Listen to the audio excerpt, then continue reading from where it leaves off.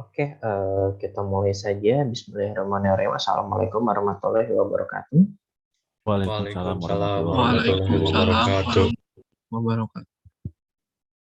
Oke, untuk hari ini kita akan membahas berkaitan dengan jurnal dan berkaitan dengan abstrak, ya. Terutama kita bicara penulisan abstrak dan isi dari abstrak dalam suatu karya tulis ilmiah. Ya, kenapa saya bahas terlebih dahulu artikel jurnal? Ya karena selama ini ya tentu kita bicara abstrak itu lebih identik dengan artikel jurnal. Ya, mungkin kalau kita buat makalah kita jarang sekali membuat abstrak.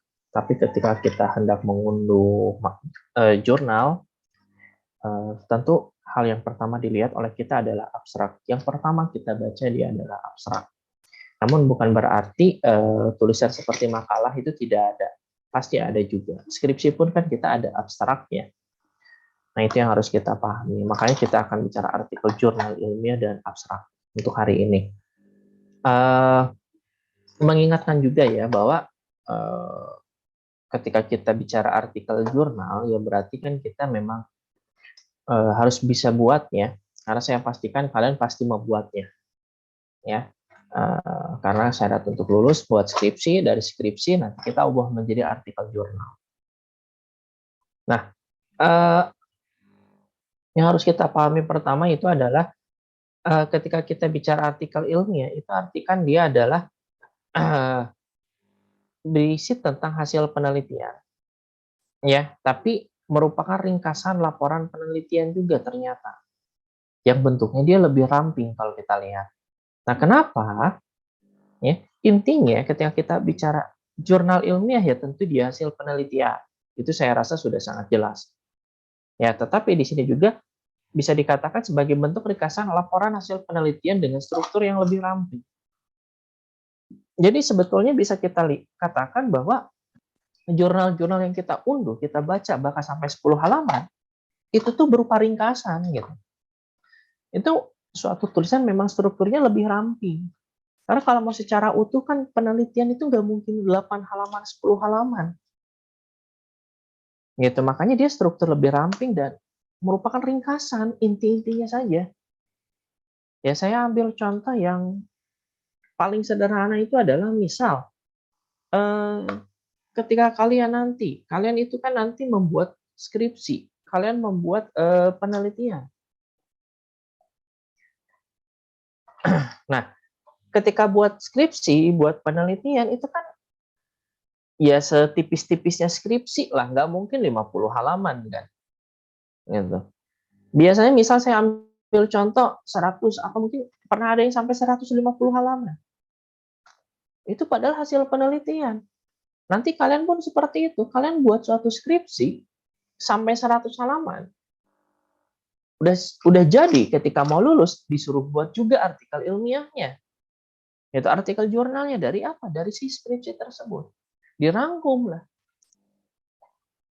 Bisa kalian bayangkan, skripsi yang menurut kalian saja itu udah, kadang kita buat skripsi mungkin atau buat karya tulis saja pengen sedikit biar cepat beres, tetap jadinya 100 halaman. Ini dirangkum lagi sampai jadi 10 halaman, bisa cuma 10%. Nah, makanya bisa dikatakan artikel jurnal pun dia merupakan bentuk ringkasan sebetulnya. Ya, dengan struktur yang memang sangat ramping sekali gitu, hanya inti-intinya saja. Gitu. Bahkan hanya mencantumkan proses hasilnya saja, hasil jadinya saja.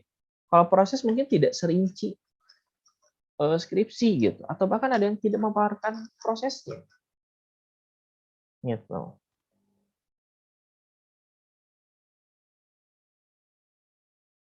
Nah, ya, kita kembalikan lagi bahwa ketika kita bicara penelitian untuk kelas skripsi atau mungkin artikel ilmiah itu tetap ya ditetapkan oleh masing-masing pengelola jurnalnya. Jadi jangan heran untuk artikel ilmiah skripsi saja bisa saja berbeda. Saya ambil contoh di kita. Ya, kalau kalian lihat buku pedoman dari TIF, DKV, dari segi isi, struktur, entah itu skripsi atau mungkin artikel jurnal, itu bisa berbeda. Ya, meskipun sama pengelolanya itu adalah STTB di kita, tapi ternyata setiap prodi memiliki gaya penulisannya masing-masing. Gitu, itu yang harus kita pahami. Jadi jangan heran meskipun kita jurusan informatika dengan kampus Unikom, dengan kampus lainnya, ya, ITENAS dan lain-lain swasta lainnya atau mungkin di mana atau dengan negeri, tetap bisa berbeda karena memang ada gaya penulisannya masing-masing. Ini berkaitan dengan artikel itu sendiri. Gitu, dan tentu ketika kita bicara artikel ilmiah itu dia disusun berdasarkan apa? Berdasarkan hasil penelitian. Ini saya rasa sudah cukup jelas ya ketika kita bicara ini. Nah,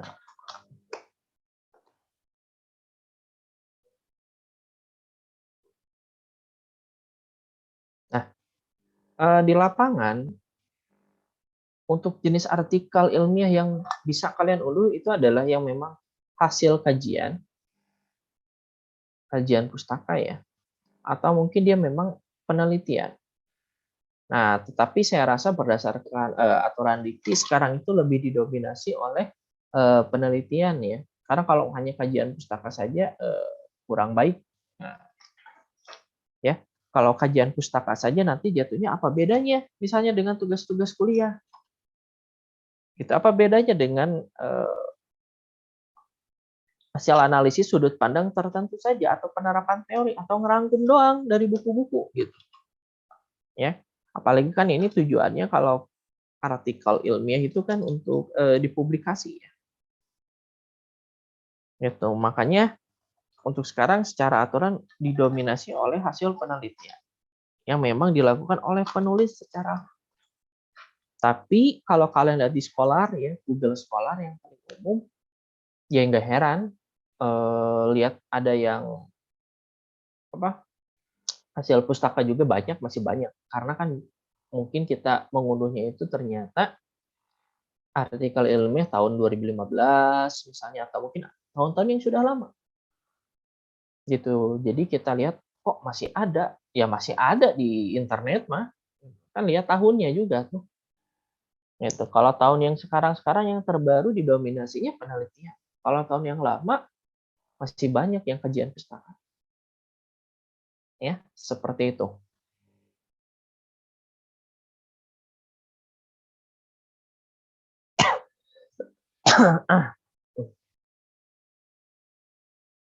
Nah, yang jelas tidak ada susunan bab, lalu judul maksimal 14 kata. Nah, ini saya nggak bosan-bosannya, terutama yang ini. Ya. Sebetulnya bukan hanya jurnal sih, makalah, kita bicara skripsi, atau mungkin karya tulis apapun. Karya tulis apapun itu baiknya maksimal judul itu hanya 14 kata. Ya, karena kalau terlalu panjang, nanti nggak mencerminkan juga, gitu, atau mungkin sulit juga nanti. Ya. Takutnya itu sulit diingat juga oleh orang-orang. Gitu, dan takut bahasannya itu jadinya nggak fokus, gitu. Nah ini ya kalau kita lihat Ini yang saya ingin garis bawahi ya, yang ini. Nah, ya, ini adalah struktur umum. Ya, ya, struktur umum artinya ya bisa banyak gitu, bisa beda-beda karena ini secara umum aja. Pertama kita bicara abstrak, nanti akan kita bahas ya abstrak ya.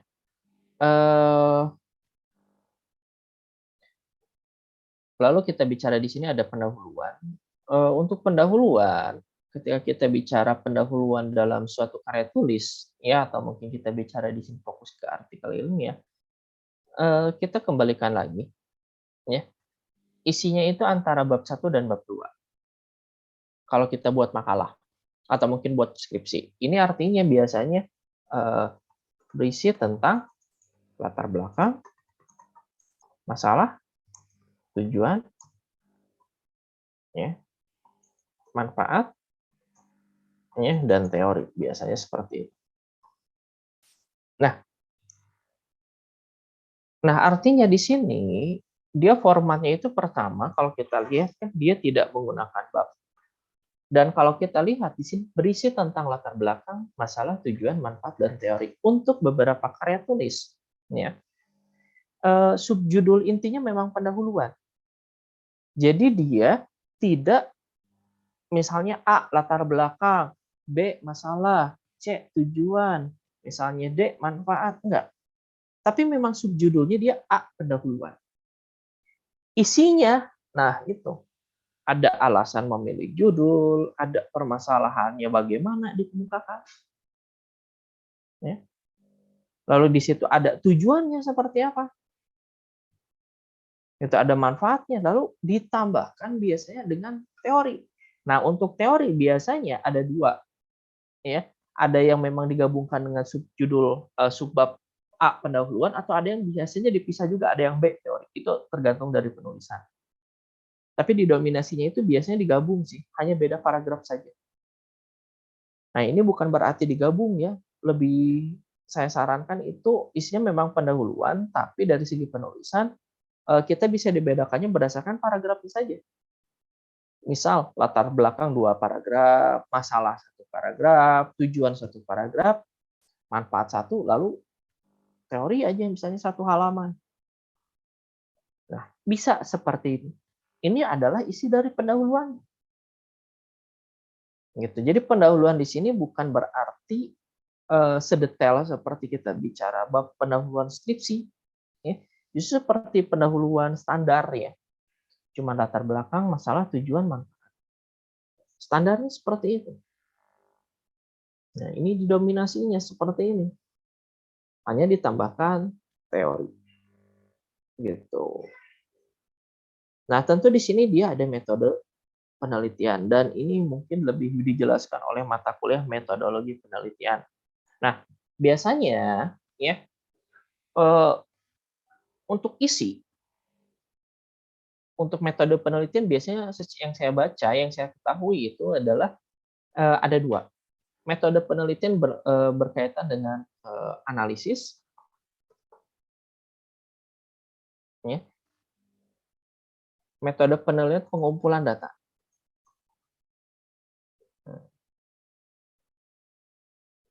Nah, biasanya berkaitan dengan bagaimana kalian metode menganalisisnya, ya. Lalu bagaimana cara kalian mengumpulkan data. Biasanya seperti itu. Ya. Misalkan ini ada 2 hal yang berbeda. Kalian menggunakan metode R&D, ada research and development, R&D, ada RAD, ada mungkin eksperimen, ada kualitatifnya, kuantitatifnya apa. Nah, itu kan bagaimana kalian menganalisis. Ya, bagaimana kalian membuat suatu produk yang kalian hendak buat atau bagaimana kalian menguji cobanya. Itu kan metode analisisnya, uji cobanya. Ya, misal kalian berupa prototipe, bagaimana cara kalian menganalisis atau menguji cobanya? Kalian membuatnya menggunakan metode bagaimana? Itu kan seperti itu. Nah, lalu yang kedua, dia biasanya suka ada metode dari segi pengumpulan datanya. Ya, ini bisa mungkin ditanyakan lebih detail juga. Saya ambil contoh pengumpulan data, kita bicara ada wawancara, ada metode pengumpulan data angket, ada kuesioner, nah bahkan ada angket wawancara terbuka, ada wawancara tertutup, itu cara pengumpulan data. Nah, biasanya di situ dijelaskan, ya sumber datanya kalian bagaimana, kajian pustaka, misalnya ada hasil wawancara, hasil penyebaran angket, nah, itu dijelaskan. Ya, ini berkaitan dengan bagaimana kita mengumpulkan si datanya. Gitu. Nah, jadi secara umumnya dua. Lalu temuan saya rasa sudah jelas, ya pembahasan, ya temuan ini bisa seperti perancangan juga. Lalu pembahasan kalau yang sudah jadinya seperti apa, misalnya kesimpulan, rekomendasi, implikasi. Nah, ini ketika kita bicara artikel yang memang berbasisnya dia penelitian. Gitu. Kalau yang berbasis kajian pustaka sebetulnya abstrak pendahuluan ya sama saja. Ya. Oh ya, karena kita kan bicara abstrak atau mungkin kita bicara artikel ilmiah ya. Abstrak itu kan nggak boleh ada tanda tanya atau ibaratnya tidak boleh ada kalimat tanya. Begitupun pada pendahuluan artikel ilmiah, terutama menjelaskan latar belakang. Suka ada mahasiswa yang membuat pertanyaan, tapi kan dijawab di situ juga. Nah, itu sebaiknya jangan. Jadi semuanya memang bentuknya kalimat pernyataan. Tidak ada kalimat tanya. Seperti itu. Ya. Nah, lalu di sini ada kajian pustaka, abstrak pendahuluan sama yang membedakan konsep. Ya. Nah, ini berkaitan dengan apa yang dibahas. Ya. Ya. Apa yang dibahas, dikaji, ya, dianalisis, atau dikaitkan. Ya. Nah, ini. Dan seterusnya itu terserah. Biasanya suka ada yang terpisah. Misalkannya sistem sebagai suatu A. Misalnya sistem bagaimana? Sistem dalam apa? Sistem dalam pendidikan, sistem dalam pembelajaran, sistem dalam misalnya apa? Silahkan. Ini sama saja, kesimpulan, rekomendasi, implikasi. Nah, seperti itu. Ini ketika kita bicara struktur umum. Ini umumnya. Bisa beda, bisa saja. Gitu. Silahkan. Sebelum saya lanjutkan, mungkin ada yang ditanyakan terlebih dahulu, atau mungkin kurang dipahami, mangga. Gitu. Atau yang disampaikan.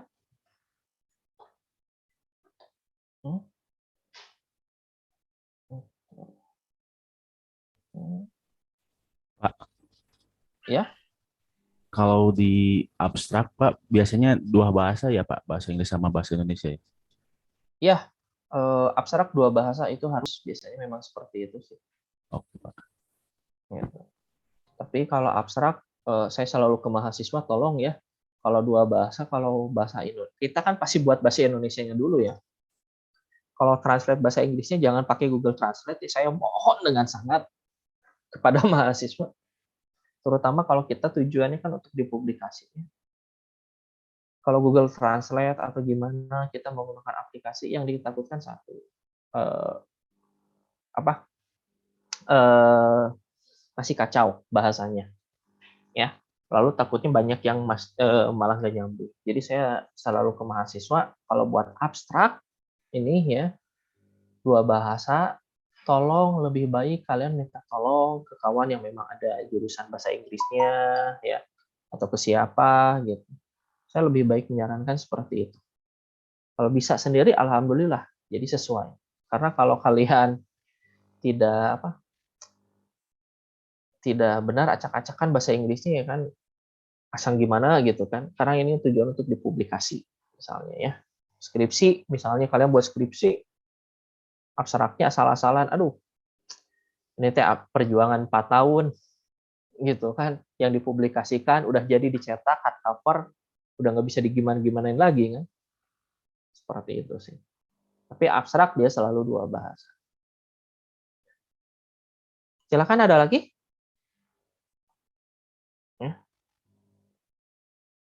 Nanti kita akan bahas secara rinci abstrak itu seperti apa ya, dengan isinya, dengan apa kata kuncinya, keyword ya, karena keyword nggak sembarangan ya, gitu. Nah kan, nah ini ya, kalau tadi, nah ini kan secara konsepnya itu adalah bahwa abstrak itu biasanya minimal 100 kata ya, dan dia pasti terdiri dari bahasa Indonesia dan bahasa Inggris, gitu.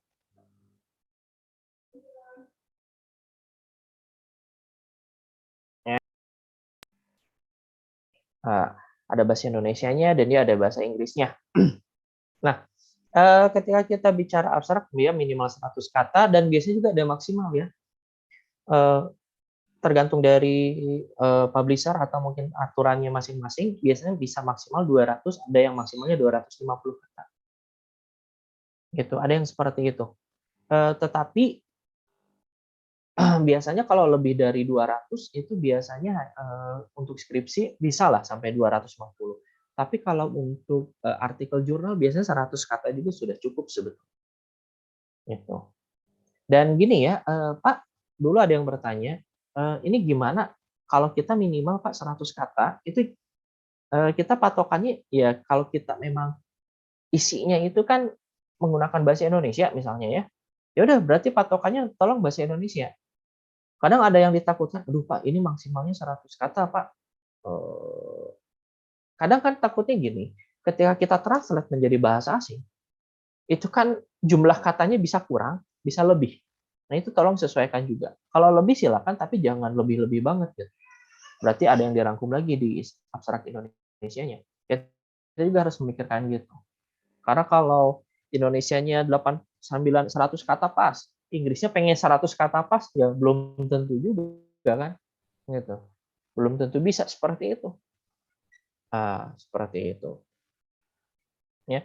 Lalu pendahuluan tadi ya ada ditambahkan dengan sedikit teori dan biasanya ditulisnya itu tanpa ada subbab gitu. Metode, hasil penelitian, pembahas simpulan daftar pustaka. Nah, kalau kita lihat dari yang tadi sebetulnya ya antara yang penelitian dan tidak dia didominasinya itu yang paling membedakan adalah adanya metode dan tidak adanya metode. Gitu. Karena kalau kita bicara kajian pustaka, dia kan nggak menggunakan metode penelitian. Dia lebih ke ngerangkum, analisis biasa, gitu. Ya hanya kajian pustaka. Tapi ketika kita bicara hasil penelitian, dia ada metode penelitian yang dia gunakan. Caranya bagaimana sih? Gitu. Ya. Dia didominasi ada metode penelitian yang memang benar-benar jelas. Nah, kalau ini kenapa bagian atas saya judul, nama, lembaga, email, biasanya kan bagian atas dalam sebuah jurnal itu seperti ini dulu, baru diikuti oleh abstrak. Gitu. Judul, nama penulis ini ya tolong dipanjangkan ya, jangan disingkat-singkat. Iya. Jadi kalau namanya panjang ya udah panjangkan saja, nggak apa-apa. Gitu. Jadi misalnya di sini ada Muhammad Firman Hermawan, jangan M Firman Hermawan, panjangkan saja. Gitu. Atau di sini Novita Lia Nurilam Sari. Nah, panjangkan saja. Jangan disingkat. Kenapa? Orang kan bisa M-nya itu apa, N-nya apa misalnya. Ya kan? Muhammad atau M itu bukan Muhammad, misalnya apa kan? Seperti itu. Lembaga biasanya kalau kita kaitannya dengan lembaga tertentu, ya berarti ada lembaganya. Atau kita mengatasnamakan lembaga mana itu suka ada. Ya. Kalau kalian tentu nanti buatnya berarti lembaganya ya kampus. Itu karena kan kalian publikasinya di kampus dan memang hasil penelitian rangkuman dari skripsi di kampus. Email itu selalu ada. Gitu. Nah, seperti ini. Bahkan kalau jurnal kan kalau kita ada juga yang lebih dari satu penulisnya ya. Gitu.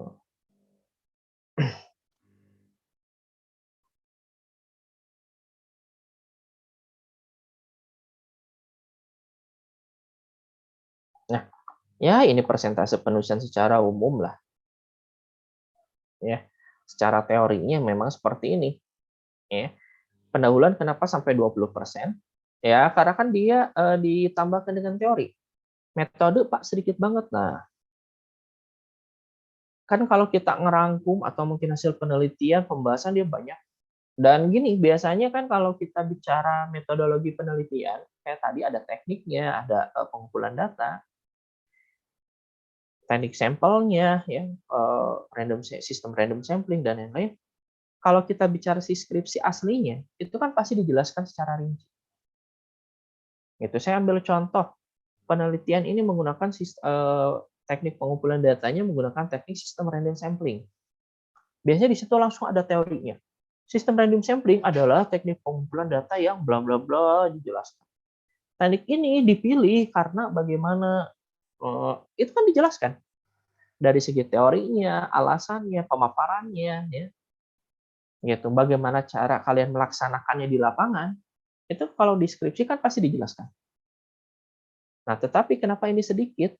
Kan kalau di jurnal itu kan dirangkum versi yang sangat ramping gitu. Biasanya itu metodologi penelitian ya disebutkan doang, ada yang cuma disebutkan doang gitu. Teknik pengumpulan datanya di sini menggunakan penyebaran angket. Nah, lalu menggunakan teknik itu adalah sistem random sampling. Ya, sampel yang digunakan adalah random. Udah kayak gitu doang. Secara teorinya nggak akan dijelaskan. Dia hanya sedikit. Gitu. Biasanya seperti itu. Makanya kalau kalian lihat jurnal kan lebih didominasi kebanyakannya hasilnya pembahasannya. Tetapi kalau ingin melihat secara teori, metodenya secara detail, teorinya secara detail, lihatnya sebetulnya bukan ke si jurnal. Lebih baik lihat ke skripsi. Atau mungkin tesis, disertasinya seperti itu. Ya, seperti itu. Makanya kan kita ada tetap karya tulis ini sumber buku. Gitu. Tapi kalau kalian bingung dalam menentukan judul karya tulis atau melihat secara detail teorinya, ya, kalau mahasiswa merasa bingung dalam menulis karya tulis ilmiah, kalau ingin lihat hasil dan cara penerapannya secara ringkas ya kita jurnal. Tapi kalau kalian butuh teori-teori yang memang kalian kurang untuk karya tulis kalian, saya lebih menyarankan silakan lihat skripsi. Datang ke kampus, lihat skripsinya, atau bisa mengunduh, tapi biasanya dikunci. Kalau kalian lihat, atau mungkin ada yang pernah aja lah mengunduh file skripsi ya secara online, biasanya bab 2 dan bab 4 itu dikunci, nggak bisa diunduh sama sekali. Yang bisa diunduh cuma bab 1, bab 3, ya, bab 5, dan daftar pustaka. Gitu. Tapi bab 2 yang teori nggak bisa, karena itu bagian yang sangat penting juga padahal. Padahal kan kita butuh teorinya pakai yang mana ya, gimana gitu. Hasilnya gimana? Nggak bisa kita unduh ternyata. Harus datang langsung ke lokasi, lihat skripsinya langsung. Biasanya seperti itu. Ya. Nah, ini sebagai gambaran juga.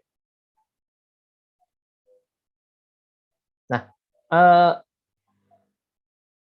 nah ini abstrak. Kalau tadi kan ada artikel itu kan memang ada yang kajian pustaka dan dia kita juga ada yang memang hasil penelitian. Nah, kalau kajian pustaka biasanya poin yang ketiga ini isinya. Ya, kalau kita bicara penelitian itu dominan poin yang 1 dan 2 ini. Gitu. Kalau ini saya rasa udah terlihat jelas isinya apa saja. Ada masalah, ada tujuan, metode, ya kan, temuan dan simpulan. Nah, ini juga sama ya, temuan saja. Nah, begitupun dengan ini. Kalau telah atau ulasan berisi ringkasan menyeluruh doang. Berisi apa? Gagasan pemikiran. Gitu. Karena kan dia hanya sifatnya kajian teori. Gitu. Jadi kan tidak secara detail temuannya, karena kan bukan temuan mungkin. Dia lebih mengaitkan. Gitu. Dia lebih menganalisis. Gitu. Ketika kita bicara abstrak yang memang dia hasil telahan atau ulasan kajian pustaka. Tapi kalau kita bicara penelitian, dia harus ada problemnya, masalahnya, tujuannya jelas, ya, metode, temuan, dan simpulan. Nah, itu yang harus dipahami. Bisa kalian bayangkan harus mengandung 5 hal tersebut, ya. Masalah dari tujuan, metode, ya, temuan, ya. Lalu kita bicara simpulan dari 5 hal tersebut, cuma 100 kata misalnya. Nah, kan berarti kan apa? Cuma disebutkan doang. Gitu. Misalnya penelitian ini berhasil meningkatkan efektivitas dari menggunakan aplikasi A, menunjukkan bahwa efektivitas dari administrasi meningkat sebesar 3%. Tahu dari mana 3%? Kan biasanya abstrak cuma disebutkan doang juga. Nah, abstrak itu kan seminimal-minimalnya itu berisi gini ya, seminimal-minimal. Kalau tadi 5, minimal-minimalnya segini. Sama saja latar belakang, masalah, tujuan, ya, metode, temuan. Minimal, paling nggak ada kesimpulan doang. Gitu. Seminimal-minimalnya. Nah, ini ketika kita berkaitan dengan isi. Ya, isinya.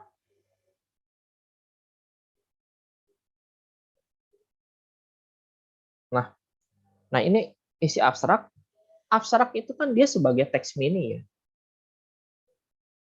Nah, teks mini.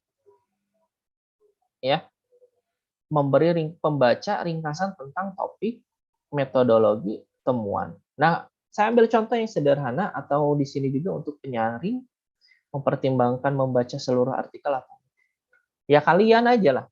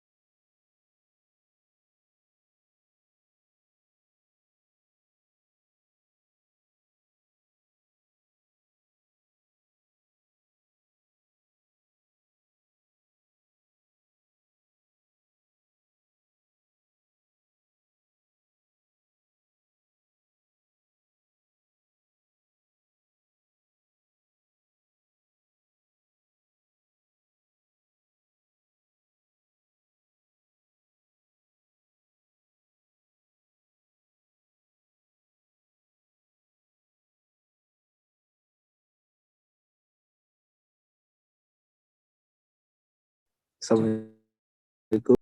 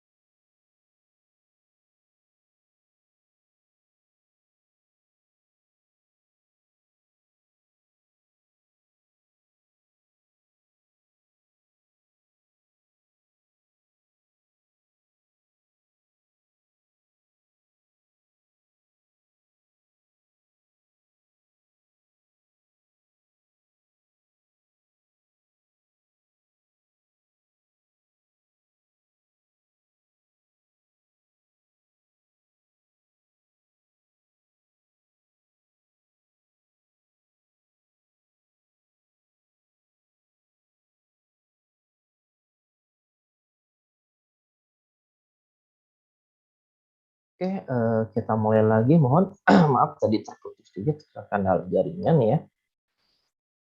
Nah, eh, saya lanjutkan yang tadi bahwa gini, ketika kita bicara abstrak, dia memang kan sebagai penentu juga. Ketika kita mengunduh suatu jurnal, kita yang dilihat pertama kali dia adalah abstrak. Apakah bisa dipakai atau tidak?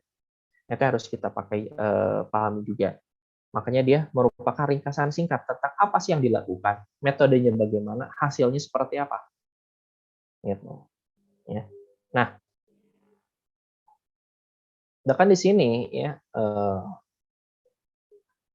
sebagai pratinjau preview bagi pembaca yang ingin membaca keseluruhan isi dan memberikan peta jalan untuk bacaan mereka. Jadi maksudnya gini, ketika kita menyebutkan metode RAD, RND misalnya, oh berarti ketika kita lihat secara isinya itu jelas gitu. Oh RND-nya seperti apa sih, RND langkahnya yang bagaimana sih yang dia pakai. Jadi ada peta jalannya gitu ya. Yang hendak membaca secara keseluruhan artikelnya, menyediakan indexing help bagi penulis abstrak profesional atau editor ya. Nah ini juga bisa.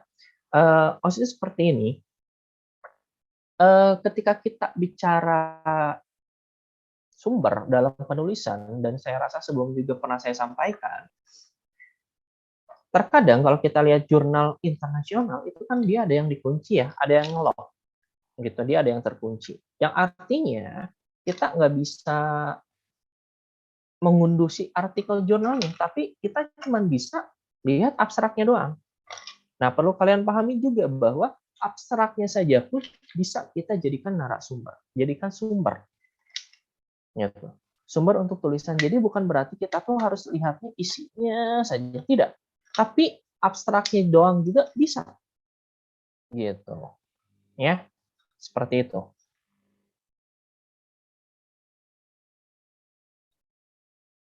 Nah, ini adalah contoh tulisan dari abstrak. Nah, kalau kita lihat di sini, ya. Nah, kalau kita lihat dengan yang tadi, artikel dia adalah judul, kan? Ya, penulis, ya kan, lembaga, email. Dia kan ada ya, dia ada semua ya. Nah, saya selalu mengingatkan kepada mahasiswa ini juga sebagai salah satu contoh data yang lengkap. Ketika kita mengunduh jurnal, kalian harus memastikan datanya itu lengkap dan bisa dipakai untuk daftar pustakanya. Maksudnya bagaimana? Ya ininya yang harus ada. Gitu. Dia ada volume, ada nomor, dan dia ada tahun.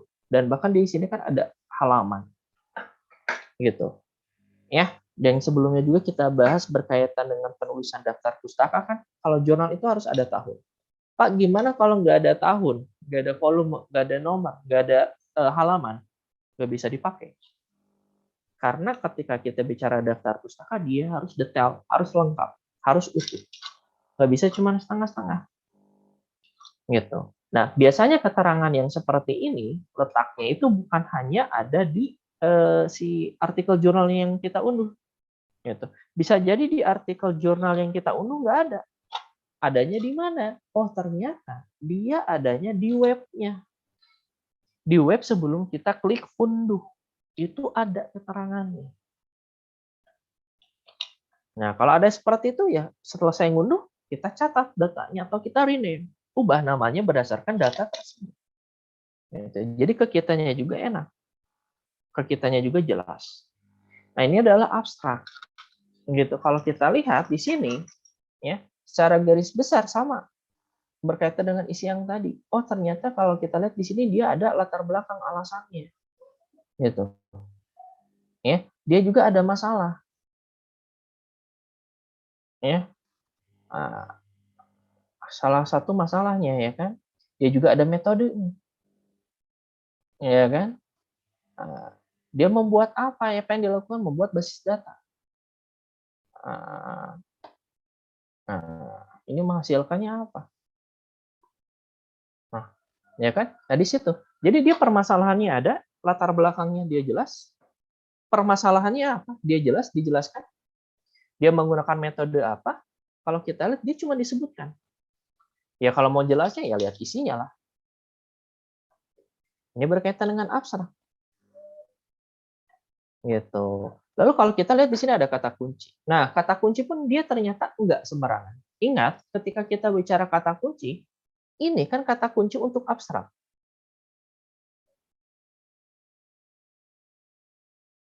Ya, ini adalah kata kunci untuk abstrak. Dulu ada mahasiswa dia membuat kata kunci didasarkannya bukan abstrak, tapi apa? Isi artikel. Nah, itu kurang tepat. Yang namanya kata kunci, ini kata kunci dari apa? Dari abstrak. Kalau dari isi artikel ya beda lagi. Kalau gitu. Jadi sekali lagi kata kunci didasarkan dari abstrak. Gitu. Tetapi biasanya yang saya pahami yang pasti ada, ya, yang pasti ada dan biasanya pasti menjadi kata kunci itu adalah metode. Metode pasti menjadi kata kunci. Gitu. Metode dia selalu menjadi kata kunci. Gitu. Atau mungkin variabelnya, ada variabel bebas terikat. Gitu. Variabel bebasnya apa? Variabel terikatnya apa? Nah, itu berkaitan dengan metodologi ya, metode penelitian, ada variabel terikat dan variabel bebas. Nah, di situ biasanya menjadi kata kunci gitu atau metode. Nah, kayak ini DBLC-nya dia menjadi kata kunci. Gitu. Ya. Nah, ini ketika kita bicara salah satu contoh dari abstrak. Gitu. Ya.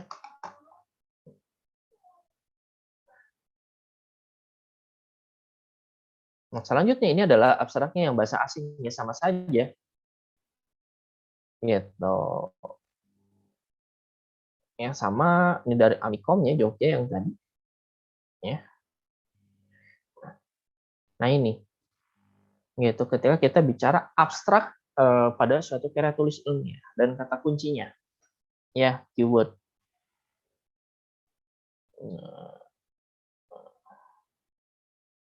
Ya. Keywordnya samakan, sesuaikan, ininya juga isinya dia harus sama persis. Makanya tadi saya selalu menyarankan kepada mahasiswa, ingat, kalau kalian itu kan buat abstrak, penelitian, skripsi, jurnal, itu kan perjuangan untuk lulus 4 tahun. Jadi jangan asal-asalan, lebih baik kalau bisa translate sendiri. Kalau tidak ya kita minta bantuan kawan atau untuk merevisi hasil translate kita. Gitu, itu bisa seperti itu. Saya lebih menyarankan seperti itu. Gitu. Ya.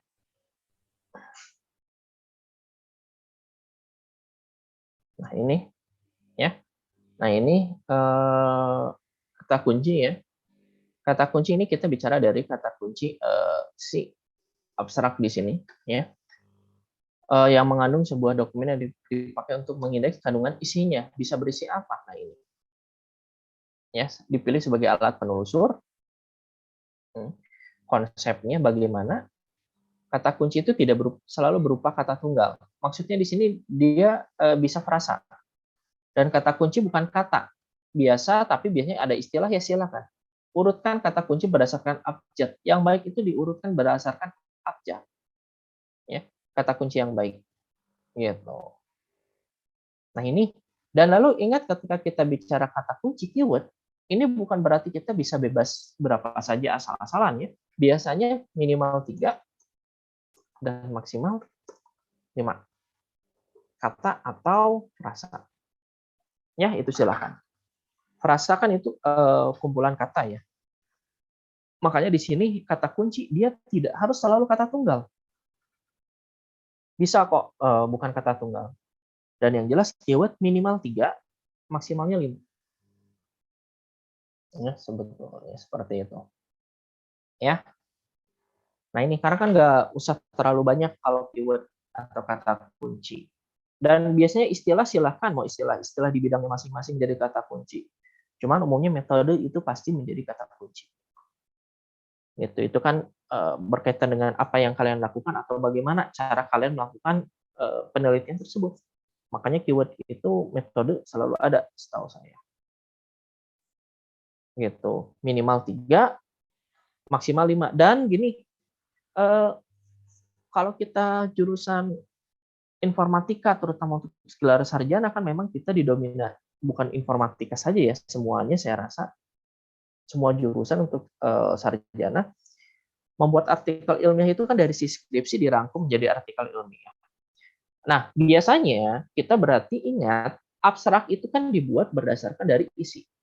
Yang artinya gini, kalau kita bicara abstrak yang kita buat kan jumlahnya misalnya bisa sampai 200, 2,5 kalau yang deskripsi. Berarti kan yang kalau yang di artikel ilmiah lebih sedikit. Kenapa? Karena didasarkan dari si isi artikel. Kalau dari abstrak si skripsi berdasarkan dari si isi skripsinya. Jadi bukan berarti udah jadi tinggal kopas, enggak. Karena kan harus disesuaikan dengan isinya.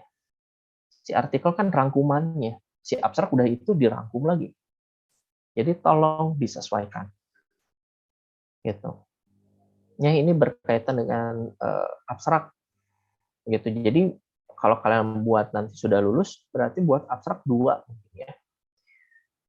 Pertama abstrak untuk skripsi, abstrak untuk artikelnya seperti apa. Gitu. Jadi disesuaikan dengan isinya. Sekali lagi sesuaikan dengan isinya. Gitu. Ya, seperti itu dan dia selalu 2 bahasa ya, yang jelasnya. Enggak? Silakan, mungkin ada yang ditanyakan terlebih dahulu. Ya. Gitu. Ini, halo, pada ada kan? Ada Pak. Ada, Pak. Yang lainnya ada? Ada Pak. Ada Pak. Ada, Pak. Oke. Nah ini ketika kita bicara berkaitan dengan abstrak atau mungkin artikel ilmiah. Silakan, ada yang ditanyakan dulu?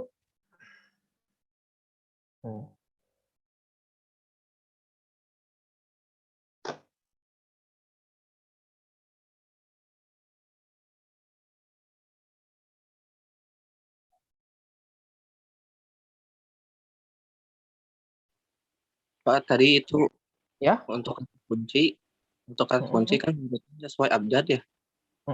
Yang baiknya mah. Kenapa? Oh, jadi kalau misalnya enggak juga nggak apa-apa. Soalnya tadi contoh kan nggak sesuai abjad. Iya, Yang dicontoh. betul. Kalau dicontoh, kalau kita lihat memang tidak sesuai. Makanya di sini kan yang baik mah sesuai abjad.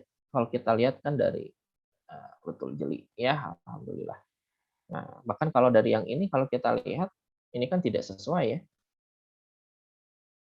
Nah, ini kan tidak sesuai abjad. Bahkan dari sini pun, nah kalau kalian lihat, ini aja nggak sesuai kan. Nah, ini C, F, oke. Nah, ini S. Ini I. Kan. Nah, makanya di sini yang baik itu tolong biasanya diurutkan sesuai abjad. Gitu. Tapi kalau memang ada yang tidak sesuai dengan abjad, biasanya urutan kata kuncinya disesuaikan dari tulisan. Maksudnya bagaimana? Nah,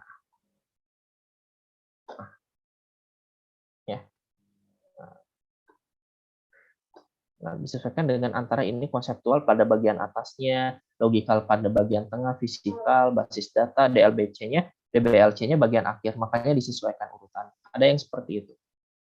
Cuman baiknya ya kita sesuai abjad sebetulnya. Cuman ada yang seperti itu juga. Seperti itu. Silakan, ada lagi?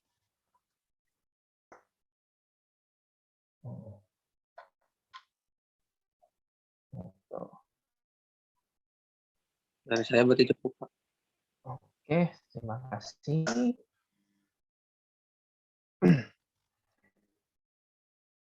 Oke, mungkin kalau tidak ada yang ingin ditanyakan lagi, kalau ditanyakan bisa juga melalui grup, silahkan. Kalau tidak ada, maka saya ucapkan terima kasih. Kalau begitu, insya Allah kita bertemu lagi nanti, ya pada jam yang sama tentunya. Ya tenang, belum ada tugas nanti minggu depan. Terima kasih atas perhatiannya dan partisipasi semuanya juga. Ya, semoga bermanfaat. Ya, assalamualaikum warahmatullahi wabarakatuh. Waalaikumsalam. Waalaikumsalam. Waalaikumsalam.